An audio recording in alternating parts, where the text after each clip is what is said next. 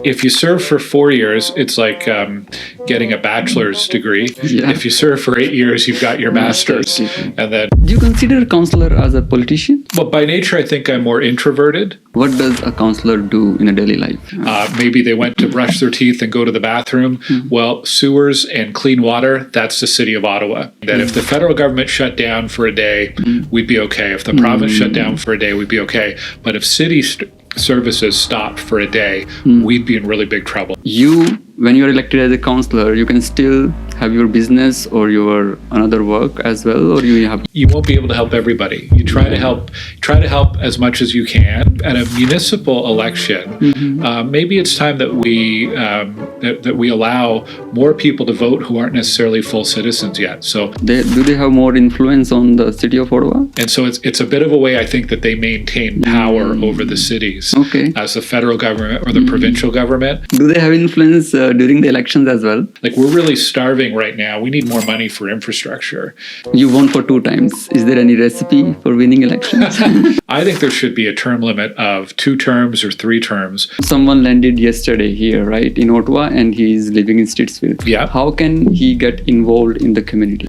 One biggest myth about local government. Okay, property tax. Fair or too high?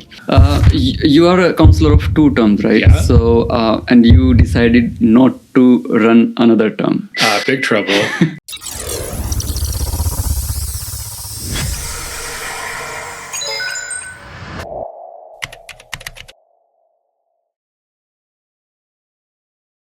So today we are sitting with someone who's directly shaping the future of Stittsville, right here in the capital city of Ottawa. Yes, I'm talking about Councillor Glen.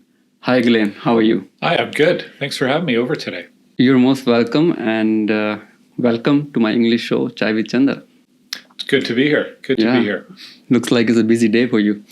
Lots going on, and when we're recording this today, there happens to be a snowstorm, so it's always a little bit extra busy when we get some snow happening. That's right. I'm so sorry I made you drive in this weather. It's okay. So Glenn, we'll start from the beginning. So most of the podcasts are with first generation immigrants. Yeah. So there is always an immigration story behind, right? So you as a counselor, right? So there is a story behind you become a counselor, right? So what made you become a counselor? Is it just a moment, or there is a long journey? It's a tough question to answer because there isn't one thing. There's a lot that came together, I guess, at the right time. I was first elected in 2018, so over 7 years ago. And at the time, I had a job. I was working doing marketing and sales and communications for a technology company in Canada North. And I guess I had been at that job for about 5 years. So started to kind of think, okay, what'll be next after this? Because I'm the type of person where, every 7 or 8 years start to look for a new challenge. But, really, I think that the genesis of it was I was doing a lot of volunteer work in the community. So I was on some community association boards. I was on the Western Ottawa Community Resource Center board. They're a great organization that helps out people in Canada, Stittsville, in the rural area. I was running a website at the time called stittsvillecentral.ca, a website that I launched in 2013. So I was really involved in the community, and I found I was getting to the point where there's a limit to how many hours you can put in as a volunteer. And some of the things that were important to me and that I wanted to move forward, I just couldn't do unless I had a role like a counselor. And then, a few months before the campaign started, I had people coming up to me and just saying, people who knew me saying, have you ever thought about running? You'd be a great candidate. So all those things coming together is what I guess led me to deciding to run. Wow. So how long you are a resident of Stittsville? How many years been? So I moved to Stittsville in 2009, but before that I was in Canada, in Glen Gower, so not too far away. I mean, just on the edge of Stittsville, really. And we moved there in 2005. Oh, okay. Still a long time. Yeah. Do you consider a counselor as a politician? I prefer elected official. I mean, we do politics. Politics is about prioritizing things and trying to figure out what to do with limited resources. And that's what politics is. But I prefer elected officials because in the role of counselor, our city hall, what we do around the council table is part of the role, but a lot of it is about what we do inside our ward. So here within Stittsville, how do we move important community projects forward, or how do we help residents when they have a problem or an inquiry? So I think elected official is a little more accurate a description of the politician, because a lot of what we do is just representing people. Elected representative maybe is an even better way to think about it. Okay, makes sense. So we will go into the issues and the help people want, but before that, I would like to have a few of your thoughts on you as a person, like before coming to the politics, I mean, before working as a counselor, and now when you have like 2 terms, successful terms being a counselor, you see lots of change in Glen? Oh, definitely.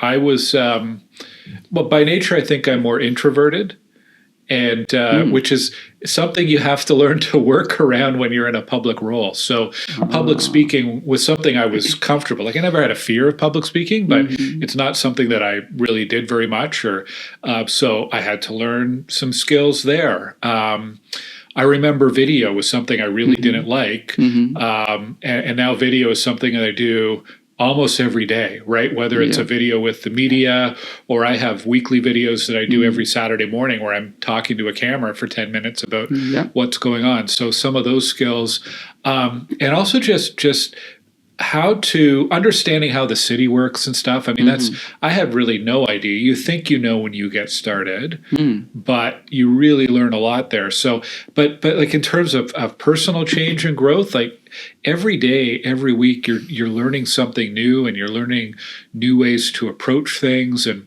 you get to meet so many people from different backgrounds and different sectors, and you get to learn from them as well, like, and learn how they're successful in what they do. So it's like it's a constant learning curve on this job. That's one thing that is very consistent. There's always something new. So we will see a very different Glen after this term, right?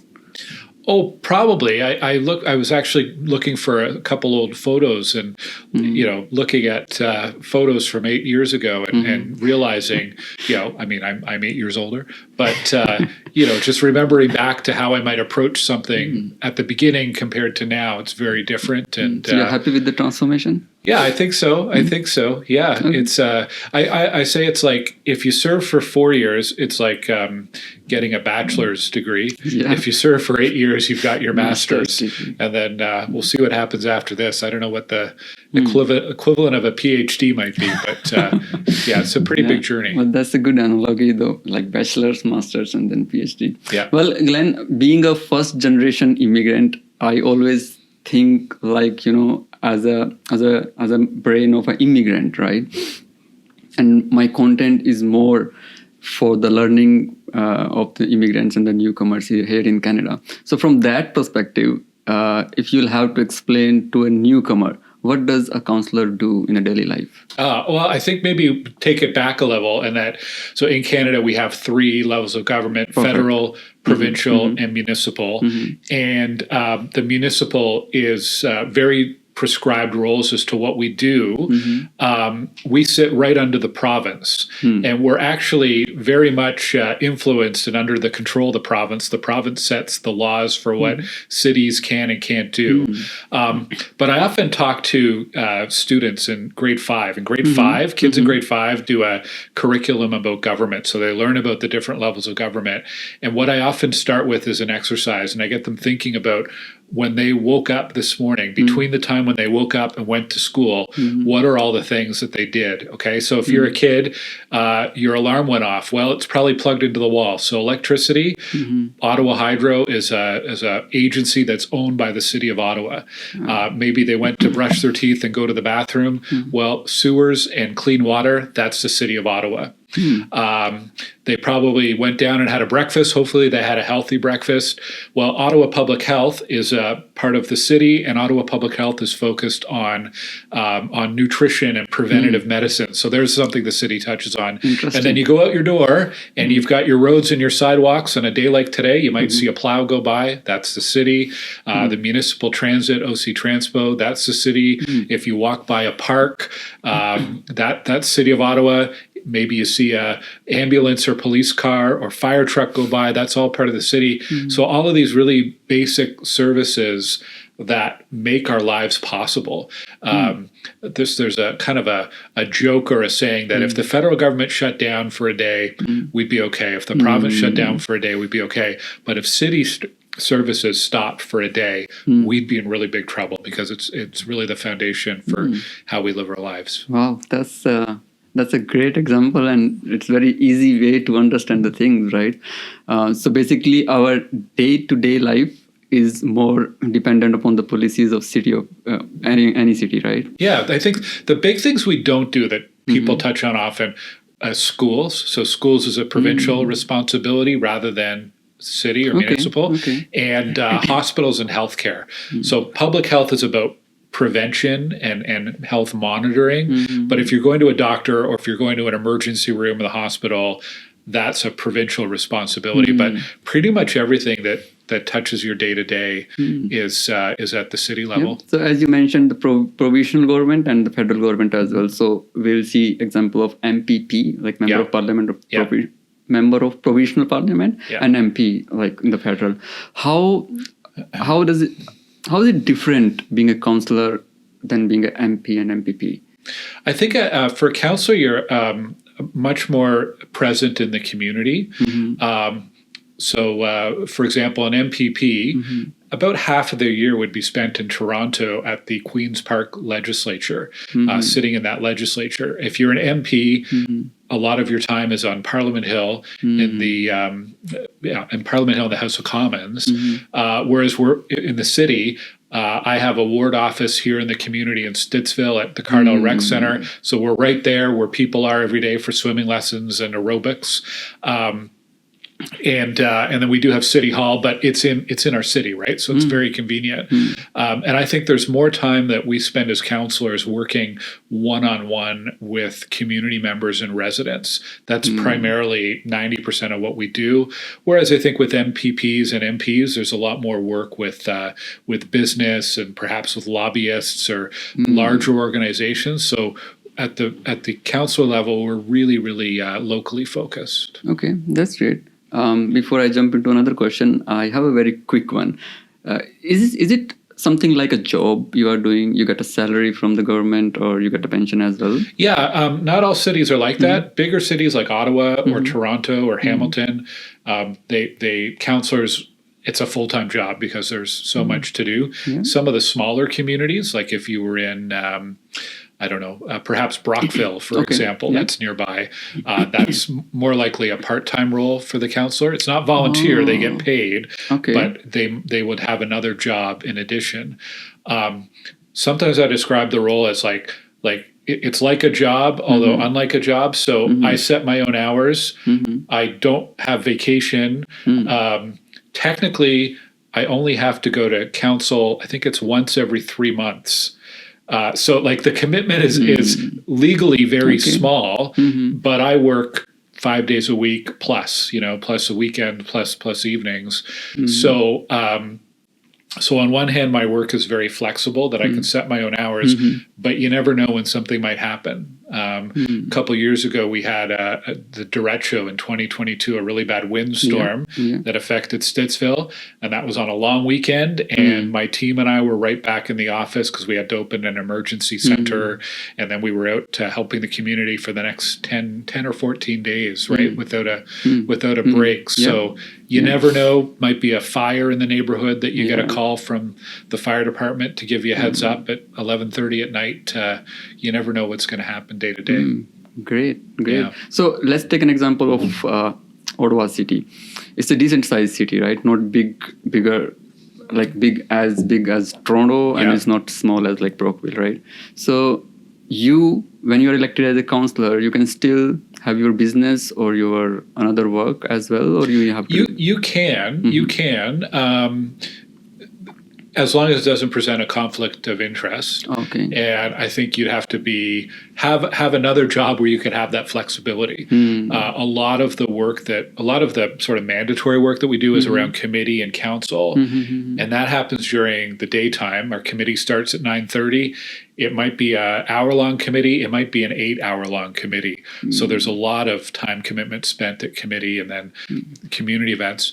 I don't think there's any counselors right now. That's not true. I was going to say, I don't think there's any counselors right now who have a second job. But one of my colleagues, after hours, she works as a psychologist. So not a lot of hours, but a few hours. And some people have, they're off from their job on a very long leave of absence. So they're intending to return to that job when they're finished their mandate. So different. Even in terms of public it. interest and trust from the public, you should feel like you are working dedicated to this job role. Then you earn the trust from the public as well, right? I think the expectations of the public. I mentioned earlier, legally, I only have to be at one council meeting every 3 months. If I miss more than 3 months in a row, I could be removed. Big trouble. But it's the expectation from the public that keeps you accountable. That's correct. And if I wasn't available for meetings, or if I wasn't showing up to committee meetings, if I wasn't showing up for my residents, that wouldn't go over very well. So that's great. And I'm pretty sure I did a podcast with MP as well last year. And in the similar situation, I completely understand people comes to you for they need some help or they have some issues or challenges. And I'm pretty sure people come to you with the things which are not in your control, right? So you face these things on your daily basis? Yeah, well, I have a really good relationship with the other elected officials. So with our MPs and our MPPs. So we work cooperatively if there's issues that come to us. So that's one thing. Sometimes you have to just realize you won't be able to help everybody. You try to help as much as you can. And sometimes you won't be able to solve something 100%, but at least help people find the right direction or, make a little bit of improvement. But we can't always make a difference. We can't always solve something. But we're going to try. We're going to try. Yeah. You have a few examples like people come Well, I guess the first thing is just some things just take a long time, right? So I know there's yesterday I had somebody reach out who had some suggestions around a bus route, and I can't solve that today, and I probably can't solve that in 3 months. But we're going to share that information with OC Transpo, and we're going to gather the data we need, and perhaps within 6 months or a year we'll be able to make a difference. So sometimes it just takes some time to change direction. Yeah. Okay, great. So you usually meet lots of people, right? And irrespective of their immigration status, because if they are living in Stittsville, their responsibility. Yes, right? yeah. And we have a lot of people in Stittsville who are permanent residents, people who are seeking Canadian citizenship but aren't there yet. It's actually a really big portion of our population. That's great. Do you think the people who are not the permanent resident yet or the Canadian citizen, they often take part in the city things? Absolutely. Even in my election campaigns, I had people who were not yet citizens who wanted to help, and they didn't have the ability to vote, but they still wanted to have a lawn sign, or they still wanted to volunteer and deliver flyers. I actually think it's something that we should look at in Canada, maybe not at a provincial or a federal level, but for a municipal level. There are residents who live here, who have jobs here, who are contributing to our local economy, who are using services, who are paying property taxes, either as an owner or through rent. And I think it's worth looking at, like at a municipal election, maybe it's time that we allow more people to vote who aren't necessarily full citizens yet. So, maybe there's a minimum time that you have to have lived here. Maybe you have to demonstrate that you're seeking citizenship. I don't know. There's probably some caveats, some conditions, but I see, especially in Stittsville, there's so many newcomers who have just come for work and still getting established, but they are contributing to our community, and I think it's something we need to look at. Do you think this is more challenging for them than people like me or other citizen here is it more challenging for the people who are not permanent resident yet?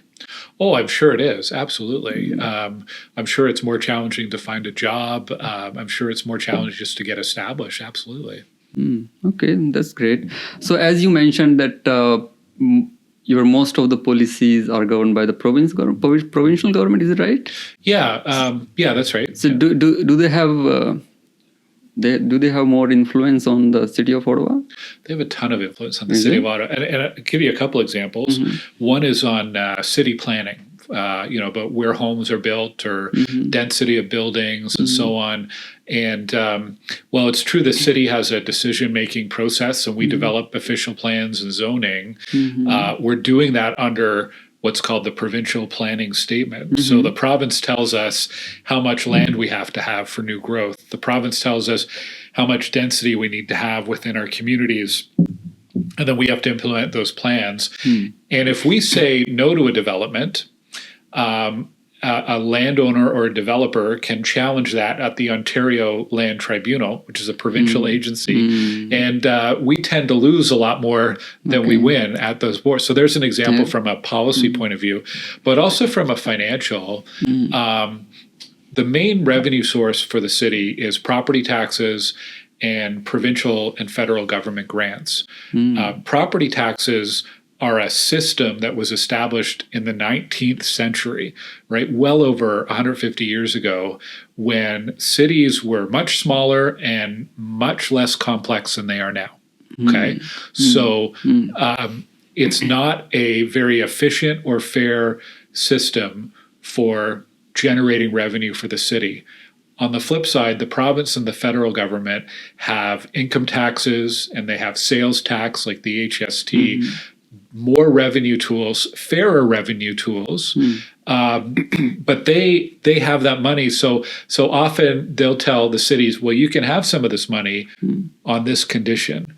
And so it's a bit of a way, I think, that they maintain power over the cities as the federal government or the provincial government. There's a lot of ideas on how that system could be fixed and adapted to make it more fair to cities. Like we're really starving right now. We need more money for infrastructure to build more roads and more transit, for example. And the province and feds have that money, and they may give it to us, but they also want something that will benefit them. So I think they're quite happy to have that power dynamic where they hold the purse strings. Okay. Do they have influence during the elections as well? Unofficially, I mean, well, the province sets all of the municipal election rules. And some folks might remember if they were living in Toronto in 2018, just months before the election happened, the province changed the ward distribution in Toronto. So they cut the number of councillors down by half in Toronto just months before the election. The province also sets the time of the election, the date of the election, the fundraising limits and all those things. So they have that, formal structured influence. There's no political parties at the municipal level. No formal political parties, but some candidates might be affiliated or have links to one of the provincial parties, and may get some volunteer assistance or some fundraising assistance. So there's some influence that way as well. Interesting. So we are going into almost the last section because I know we are over 20 minutes right now. You are a councillor of 2 terms, right? Yeah. So and you decided not to run another term. That's right. And that's a big surprise for the resident of Stittsville. Why is that happening? Well, I first ran in 2018, and I was fortunate to be elected 2018 and again in 2022. But when I was running in 2018, I specifically said that I would serve no more than 2 terms. Now, a lot of people say that when they run and then regret saying it. But like at the time, I said that because I really think it's important to have turnover in any elected body, in any board, because you constantly need new voices and new ideas and also just fresh energy. We have 25 people around the council table right now. So far, looks like most people are going to run. There may be only 2 or 3 vacant seats. And there's a huge advantage if you're an incumbent because people know you already, right? So it's really hard to challenge an incumbent. I think there should be a term limit of 2 terms or 3 terms. But for me personally, like I was just thinking ahead, if I'm fortunate to be reelected, well, first of all, I have to run a campaign for 6 months, which takes a ton of time and energy. So that's pretty daunting. But also, I think to serve as a counselor and do a good job, you have to be at 100%. And I could see myself being able to do that for another couple years, but after 11 or 12 years, I could see getting burnt out, right? And not having the same energy and passion and excitement about it. And I've seen that with some colleagues who have served into a 3rd term or beyond, that after a decade, it's really hard to sustain that level of energy and commitment. And I don't want to do this job at a level that I'm not giving 100%. Yeah. So that those are kind of the main reasons. People are liking you. That's why 2 consecutive terms you won, and looks like it could be an easy win 3rd term as well, because I don't see any hate in the public, right? Specifically in Stittsville. But anyways, you won for 2 times. Is there any recipe for winning elections? Well, I'll say one of the reasons I wanted to announce fairly early, because I need to find something new. So I am looking for, I don't have anything lined up. I am looking. But I also wanted to give anyone who might be interested the chance to get prepared. And I've already had 8 or 9 people who have reached out to me, which is great, and some good people there. I think the most important thing when you have that many people who might run, because there could be a dozen people who run, we'll see, is you have to meet as many people as possible and just be out there and be familiar to people. And you have to get off of social media and get out there. So you have to knock on doors and go visit people at their homes. You have to go out to events. People want to see you in the community. And that's the most important thing if you want to get ahead in a crowded field of candidates. Okay. Is it mandatory to be a Stittsville resident to run elections from here? No, but you have to be an Ottawa resident. So you have to live within the Ottawa boundaries. Yeah. So you see few people are coming from outside as well in the coming election? I think one of the people who reached out to me lives outside of Stittsville. Okay. So it's not there's a couple of councillors, at least 2 that don't live in their ward. So it's not, they live very close, but so it's not unheard of. But I think definitely, as a voter, most voters would prefer someone who lives inside. That was my Stittsville. next question. Yeah, so, definitely. So it has a little negative impact. Yeah, and from a practical point of view, you don't want to be living far away because most of your meetings are right in the community, right? So it's good to live close. So. Okay. Coming back to our newcomers question. Yeah. So let's assume someone landed yesterday here, right, in Ottawa, and he's living in Stittsville. Yeah. How can he get involved in the community? Well, the first thing I'd say is drop by my ward office, which is at Cardell Rec Goulburn on Shea Road. It's the rec center. We have our office there. We're open on weekdays. We have something called a welcome booklet, which is a 24-page book that we put together a couple of years ago, and it's designed to help people in their first day, their first week, their first month here in Stittsville. So whether you're coming from another country or another province or another city, that's a good place to start. And it's on my website as well, easy to find. What's your website name? glengower.ca. Okay. And if you put in /welcome, you'll find this booklet. Because we do have so many newcomers coming here to Stittsville. Is it something you did or all councillors doing their work? Actually, I have someone on my team from Brazil originally, and she brought the idea and developed this booklet for us. And every year we update it with new information. So it's something specific to Stittsville. So it's got some great resources there. But in terms of getting involved, there's so many organizations looking for volunteers, looking for help. So if you have kids that go to school, get involved in the parent council. That's a great way to get involved. I have what we call our volunteer connection on my website as well, where we will share volunteer opportunities. A lot of neighborhoods have community associations, or they organize park cleanups. So, connect with your neighbors, connect with your local Facebook groups, and just get involved. And it actually, even less formal than that, just introduce yourself to neighbors and just say, tell them what your name is, tell them about your family, tell them about what you're interested in. The more we can get people connected, the healthier our communities are going to be. So that's really important. Yeah, that's great. Let's move into the very last section. It's a rapid fire thing. I'll have a few questions for you. I'm expecting just small answers, like in few words or a single liner. So the first one is, one biggest myth about local government. And I got to give you a quick answer. Try. One biggest myth. That we have power over everything and we can make decisions, unilateral decisions. Most of what we do is collaborative, and you have to get a majority of 25 councillors on board to make it happen. People think like you are a king of a kingdom. Eh? Yeah. No, it's a lot more. Nowhere near that. I wish. Right. Okay. Property tax, fair or too high? It's probably about right. But I would not want to see it go a lot higher. We talked earlier about fairness, so it's probably about right. You get a lot of value for your municipal tax dollar. Yeah. Okay, perfect. Politics is passion or pressure? I want a 8-year experience Glen to answer this. Can I say both? No. It's more a passion than pressure. Okay, you mean if you are doing it as a passion, you will go long, is it?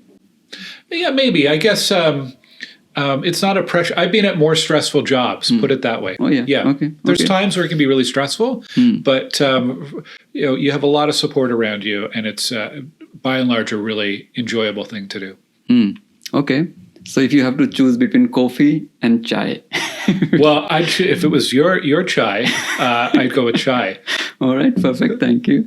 The last one is, if you had full power for 24 hours, right? So what is the one thing you would fix in Ottawa?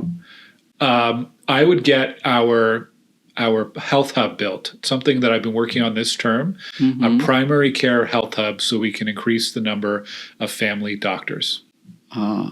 Okay, that's lovely. So you mean that all these hubs will be funded by the government only? Well, yeah. So we'd get provincial funding for it, and the municipality would step up by providing land or co-locating with community centers or municipal facilities. But yeah, get everybody working together on that. Perfect. That's interesting. Thanks. This was our podcast today. Well, finished in 30 minutes. How was it? That's great. Great tea, and you've got a great setup here as well. So, so before we shut down our camera, you have a message for the Stittsville resident? Yeah, get involved. Go out there and find something that you and your family can be connected in the community and help out with. And we know the more people that get involved in a community, the healthier a community is, whether it's mental health, physical health, social health, economic health. And it's my one wish is that more people get involved in their local community. Okay. Before we end, a quick one as well. Yes. My questions never end. I know the elections are coming, right? And the campaign will start after May. Will we see Glen supporting any candidate here in Stittsville? So no, I'm not going to endorse anyone, and I'm not going to get involved. I'm happy to meet with people. So if anybody's watching and they're thinking about running in Stittsville or anyone else, I'm happy to meet and ask questions, but I'm going to stay neutral. Thank you so much. And once again, it was a pleasure to have you. And I would like to have you once again when you are not in the term as an acting, counselor. All right. Sounds good. Thanks for inviting me. Thank you. Have a good one.